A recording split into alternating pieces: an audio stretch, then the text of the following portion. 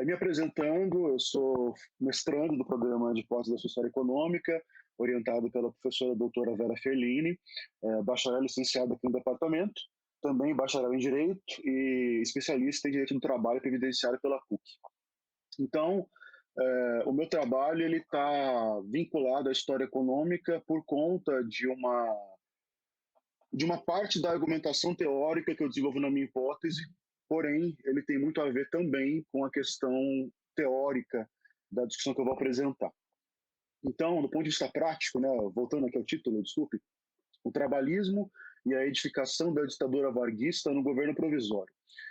Do ponto de vista prático, eu parto da seguinte hipótese: o governo provisório do Vargas é uma ditadura perpétua, suprajurídica e soberana, e o vetor econômico da sua edificação é o trabalhismo. Esses termos estão aqui em itálico porque eles são discutidos da teoria tanto do direito romano quanto do Estado moderno e contemporâneo através de autores que daqui a pouco eu vou falar um pouco. Dentro da minha proposta de projeto, eu tenho 3 capítulos. Né? O primeiro, eu trabalho revolução, já falo como. O segundo, ditadura. E o terceiro, trabalho. Né? Então, essas análises que eu estou me propondo a desenvolver, elas são feitas a partir do ponto de vista do direito constitucional, da teoria do Estado, da ciência política, evidentemente da historiografia, e a leitura econômica, que é aquilo que alinhava e amarra toda essa questão, e é parte central da minha hipótese, é o trabalhismo. Então, apesar de ser um tema que tem uma carga teórica bastante grande, é um tema de história econômica, já vista a importância central do trabalhismo para edificar esse projeto e alinhavar o apoio popular e acadêmico que o Vargas vai ter até hoje, em vários pontos da sociedade e da universidade. Então, brevemente aqui apresentando cada parte do projeto.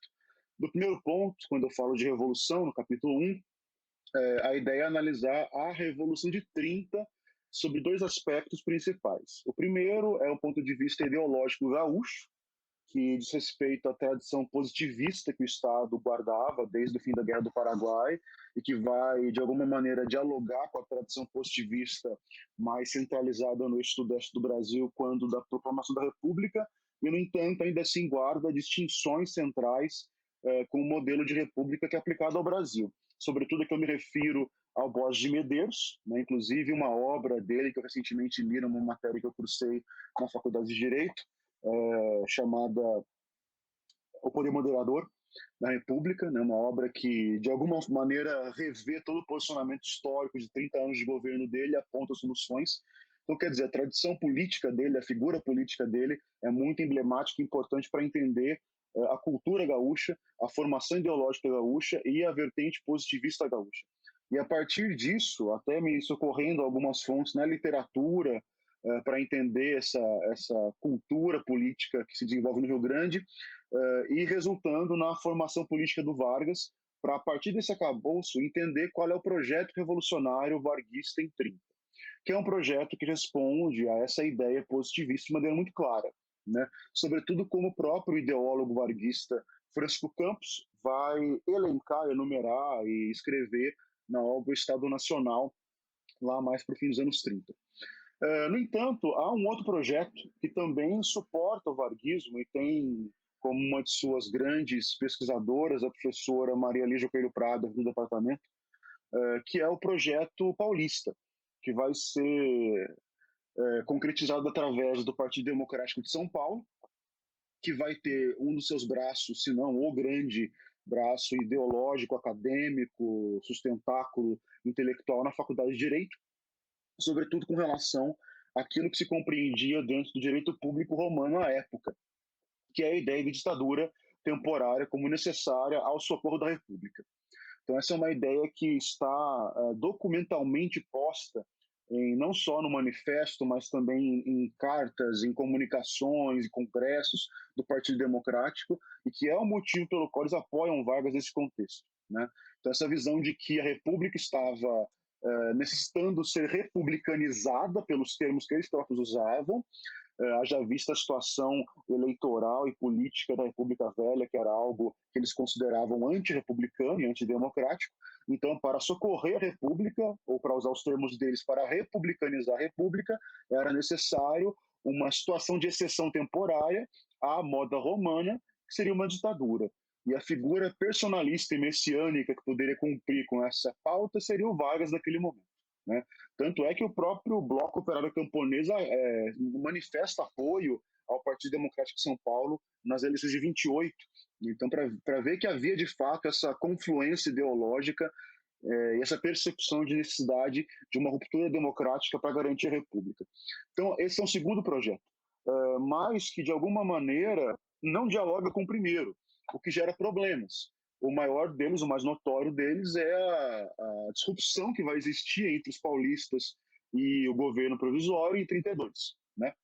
Então, aqui, a análise conceitual que que eu me proponho a fazer é a partir, primeiro, dos conceitos do direito público romano, quais sejam a ditadura temporária e a ditadura perpétua. Segundo, pela reapropriação e a redescoberta, como o próprio Alexander Hamilton fala nos Federalistas, desse tema pelos leitores modernos, como Maquiavel, Rousseau e Hobbes, que vão discutir o papel das ditaduras nas repúblicas modernas. Depois, uma pequena curva para o positivismo, na figura de Auguste Comte e Benjamin Constant, o brasileiro, não o francês, a respeito da ditadura e o papel que ela exerce dentro do positivismo.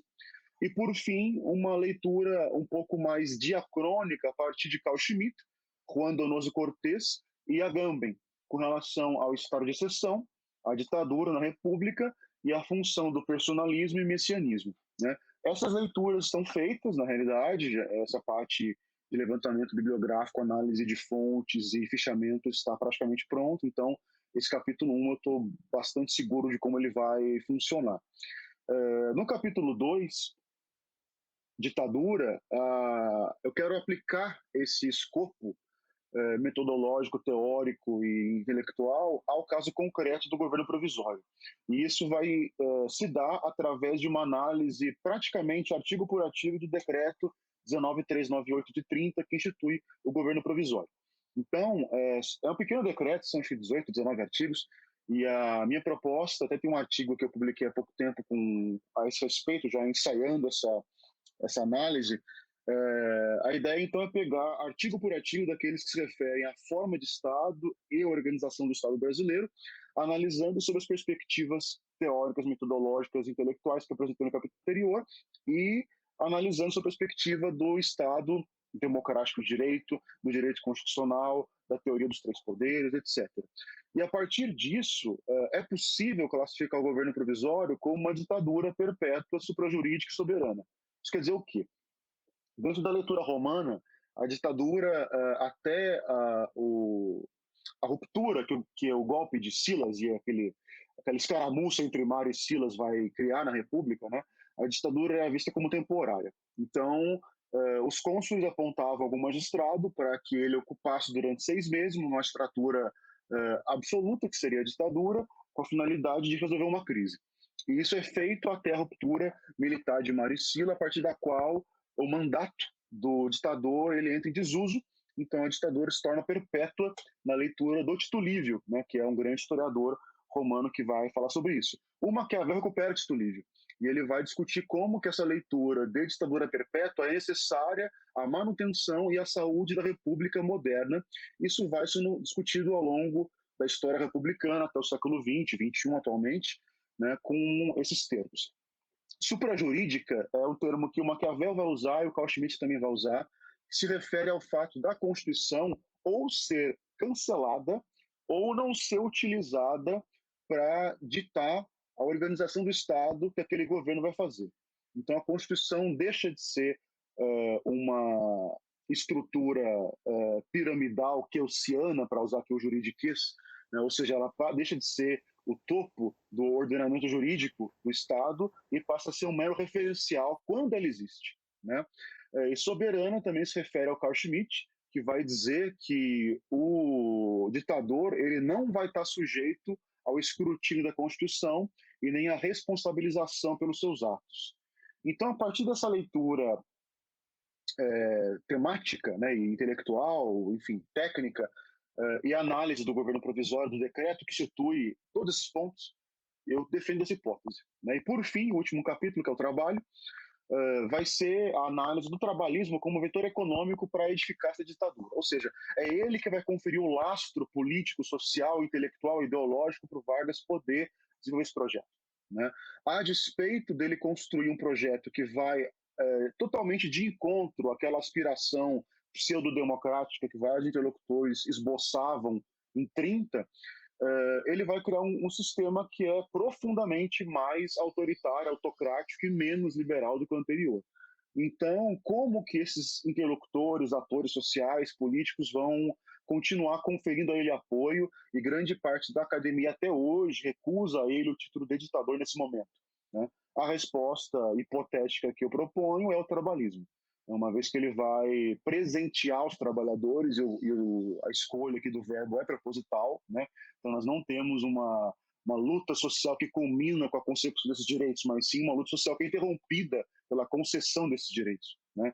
Então ele não vai se ligar a um movimento social A, B ou C, mas sim vai de uma forma, digamos, autocrática presentear os trabalhadores com a forma como ele enxerga necessário. Os discursos dele da época são bastante claros a esse respeito. Então, primeiramente, dados econômicos da economia do café entrando em declínio, da economia urbana e industrial crescendo, né, aquilo que se chama na historiografia desde a época ali dos anos 70, 60, de modernização autoritária, né? Além disso, dados da sindicalização de trabalhadores durante o governo provisório em comparação a instruções da OIT da mesma época, que vão discutir princípios do sindicalismo, como da pluralidade e unicidade, que algum colega discutiu há pouco. As leis estabelecidas da época, né, uma legislação que é feita por decreto, né, que vai, como o Francisco falou, ser elaborada por acadêmicos que não são positivistas, né, pelo menos não da versão da vertente gaúcha, como Vargas defendia, que vão, a partir disso, criar institutos que até hoje, muitos deles estão vigentes.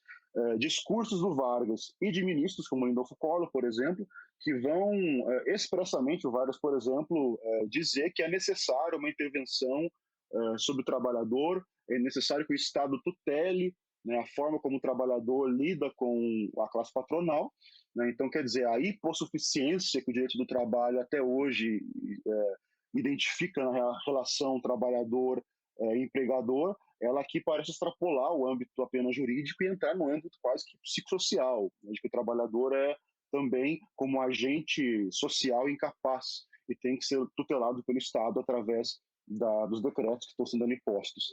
E fontes ideológicas como Francisco Campos, Oliveira Viana, Azevedo Amaral e o próprio Vargas, que deixou uma obra com mais de 10 volumes escrita a esse respeito, fora os diários dele.